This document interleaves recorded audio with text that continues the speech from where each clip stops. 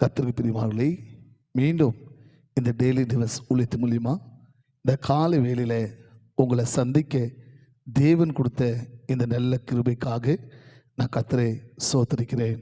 ஆமென்.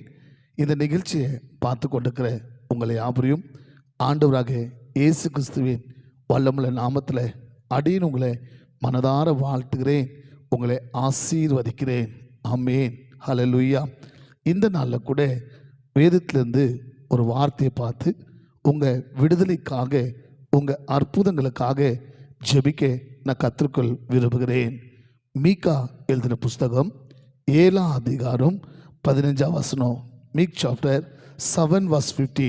மீகா எழுதின புஸ்தகம் 7ஆம் அதிகாரம் 15ஆம் வசனத்தில் உங்களை அதிசயங்களை காண செய்வேன்.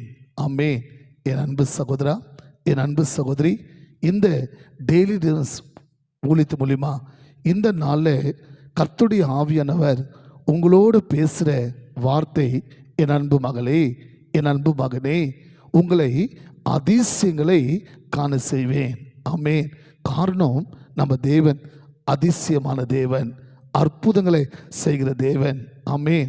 இந்த நாளில் இந்த நிகழ்ச்சியை பார்த்து கொண்டு நீங்கள் உங்கள் வாழ்க்கையில் எந்தெந்த காரியத்தில் அதிசயங்கள், அற்புதங்கள் எதிர்பார்த்து கொண்டிருக்கிறீங்களோ, இதில் ஒரு அற்புதம் நடக்குமா, இதில் ஒரு அதிசயம் நடக்குமா என்று எதிர்பார்த்து கொண்டிருக்கிறீங்களா?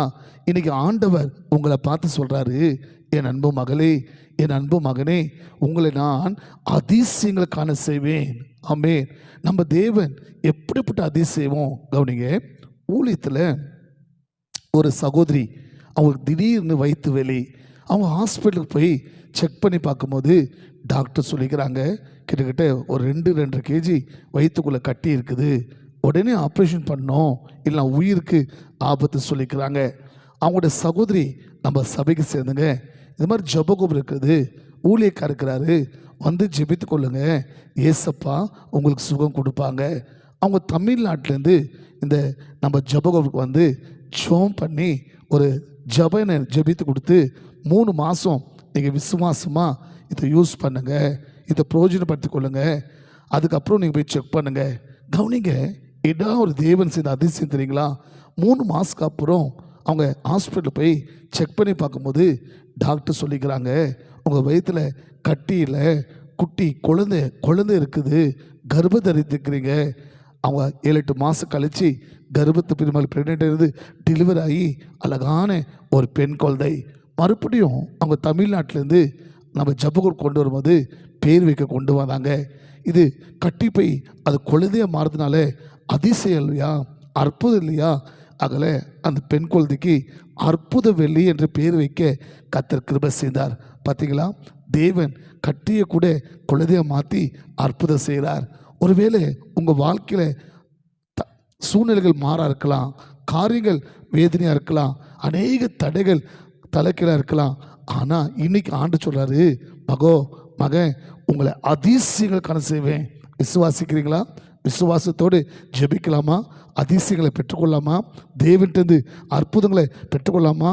காரணம், அவர் அதிசயமானவர், அவர் அற்புதத்தின் தேவன். விசுவாசித்தீங்கன்னா அதிசயம் காண்பீங்க. ஜெபிக்கலாமா? தகப்பனே, இந்த நல்ல வேலைக்காக சோத்திரப்பா.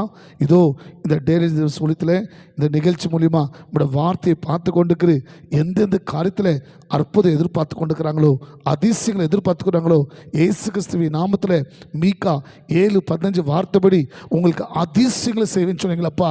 இயேசு கிறிஸ்துவின் நாமத்தில் உங்களோட பிள்ளைகள் எதிர்பார்க்குற அற்புதம், எதிர்பார்க்குற அதிசயம் அவங்க வாழ்க்கையில், அவங்க குடும்பத்தில், அவங்க வீட்டில், அவங்க சரீரத்தில், அவங்க பலவீனத்தில் இப்பொழுது இயேசுவின் நாமத்தில் அற்புதம் நடப்பதாக, அதிசயங்களை காண செய்ய ஜெபிக்கிறப்பா. நீங்கள் அப்படி செய்து விட்டதுக்காக ஸ்தோத்திரம். நல்ல பிதாவே, ஆமென். God bless you.